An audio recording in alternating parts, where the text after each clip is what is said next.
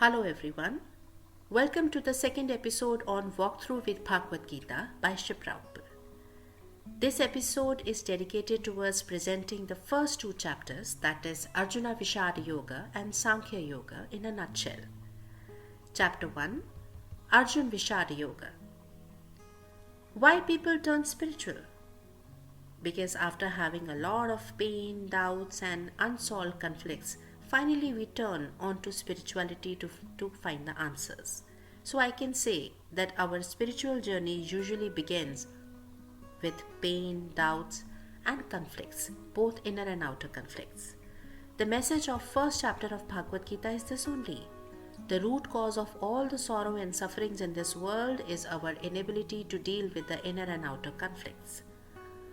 Over the years, our family and society and the social media has painted a perfect picture of success, and we subsequently start chasing this so-called perfection and start copying other people's lives.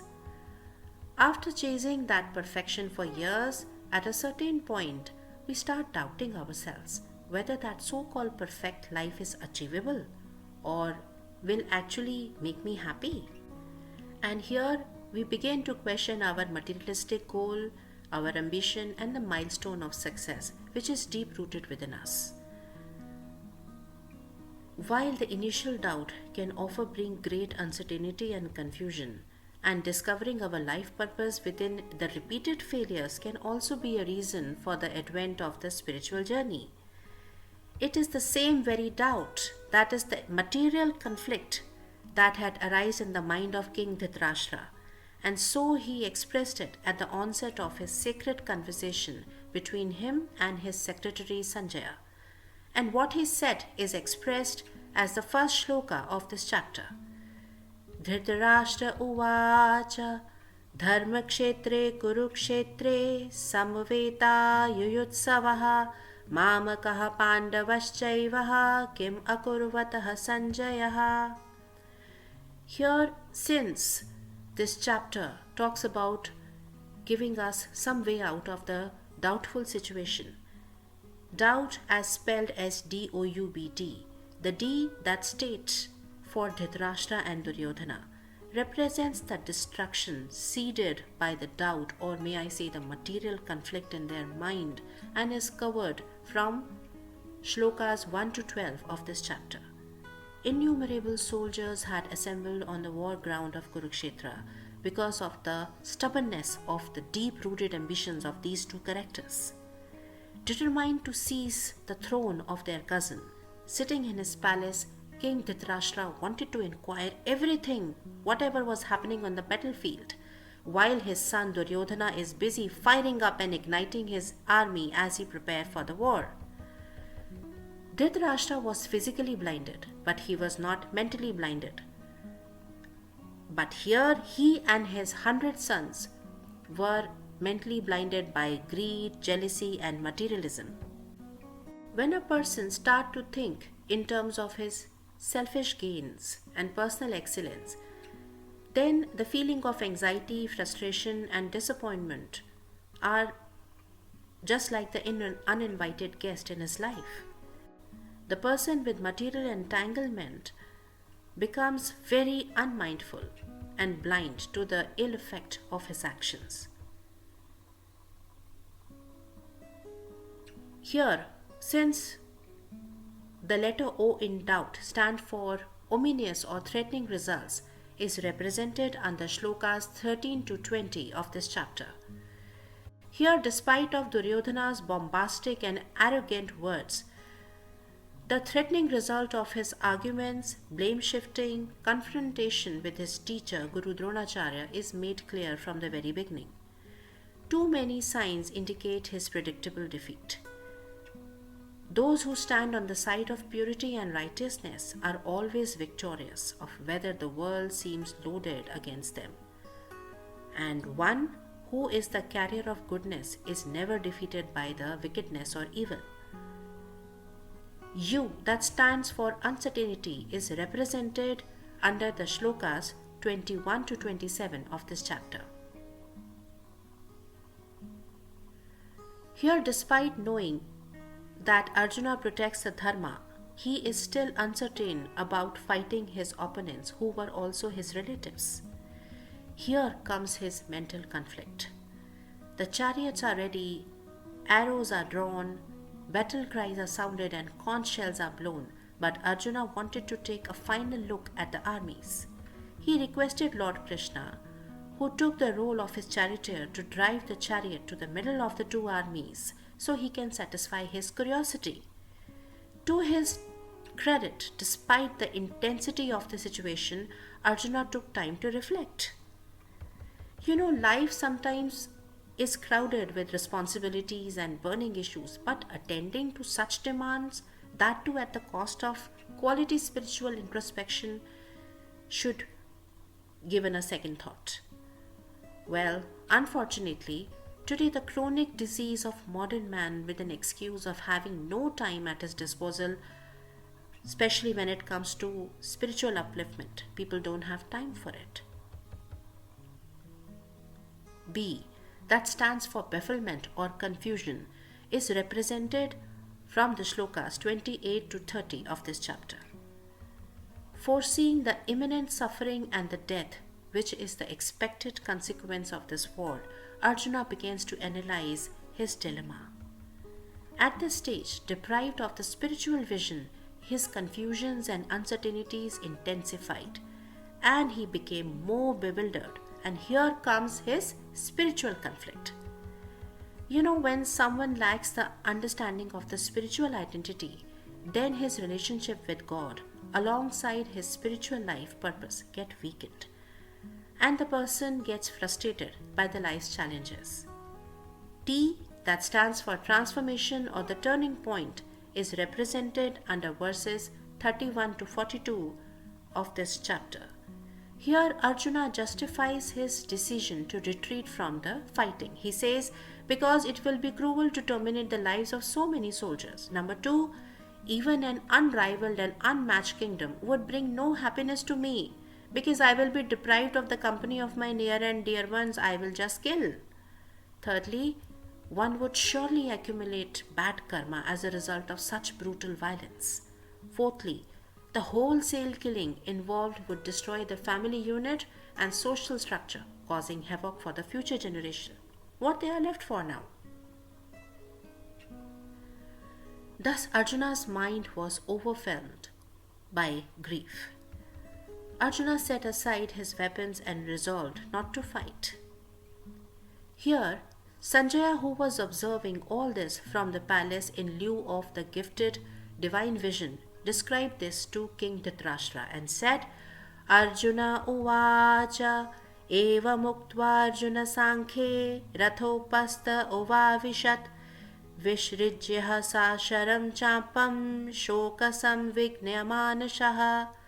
Sanjaya said, Arjun, having just spoken on the battlefield, cast aside his bow and arrow and sat down on the chariot as his mind is overwhelmed with grief. Now from here, we proceed towards presenting chapter 2, Saankhya Yog, in a nutshell. Saankhya Yog presents the brief overview of the entire philosophy of Bhagavad Gita. Here, Shri Krishna starts correcting the wrong beliefs and doubts of Arjuna. Here, when Arjuna approaches Krishna in a state of humility and nervousness, prompting Krishna to present the most fundamental aspect of spiritual wisdom, Krishna then explains the spiritual application of such knowledge and concludes by defining the symptoms of the person who has realized the ultimate truth. And as he expressed this in the seventh shloka of this chapter,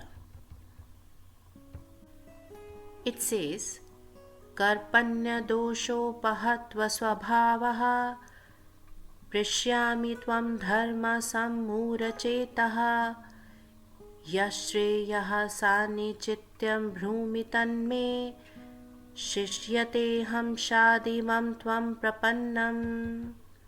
Here, sometimes we get scared in the weak moments, which lead to the sense of confusion. Arjun is determined not to fight, but simultaneously he is torn apart and is in a very confused state. He approaches Krishna and humbly submitted, I am in a dire state. I need a guidance. Please help me, O Krishna. Arjun is admitting that he is confused and he is taking the blame of cowardice on himself. And that is why he says, Hey Krishna, I am your student, I am your disciple, and I am surrendering myself onto you. Please guide me to what is right for me. Please enlighten me so I can elevate myself from my miserable condition. Through Arjuna's example, we learn the first fundamental step in spiritual life. That is the importance of Guru. We must have a Guru. Guru is the only support in dilemma. We should not hide anything from the Guru. We should openly express our heart, our fears, our doubts, and everything to our Guru. Here, there comes a question that everything that is required for the spirituality is already within us. Even though this question is right, but we still need a guidance from somebody to reawaken ourselves towards the pure consciousness that reside within us.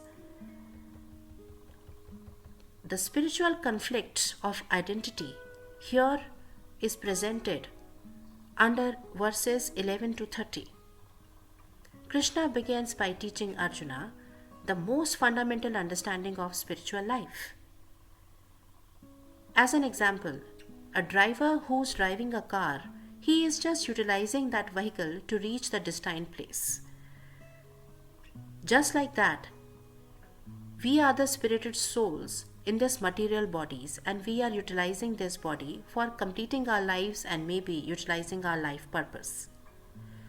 Although we are living within this body, we are simultaneously different from it, and we are temporarily operating it to perform our worldly duties. As a soul, we keep undergoing the purpose and process of reincarnating ourselves, accepting the unnatural material bodies, and then, again suffering and distress of life in the material world and repeating the cycle of life and death again and again and again.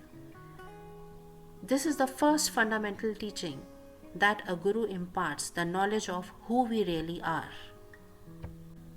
While it may seem little elementary, but such wisdom has rarely been understood. This answer to the entire, eternal question of who am I?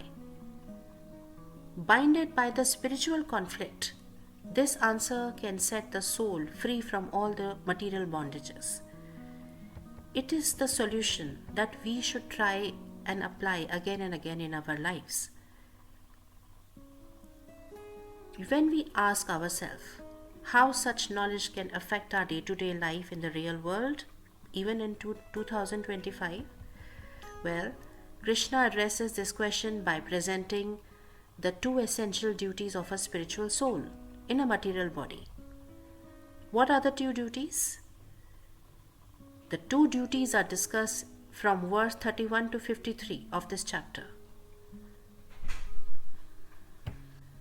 How do we define dharma? Dharma, loosely translated as duty, but in a very deeper sense, it refers to the intrinsic characteristics and qualities of something that cannot be avoided or neglected at any circumstances. Firstly, the soul has a swadharma, that is, the worldly duties and responsibilities towards our loved ones, family, friends, children, society, and all. Secondly, the soul has a sanatan dharma, that is the responsibility, the spiritual duty towards God.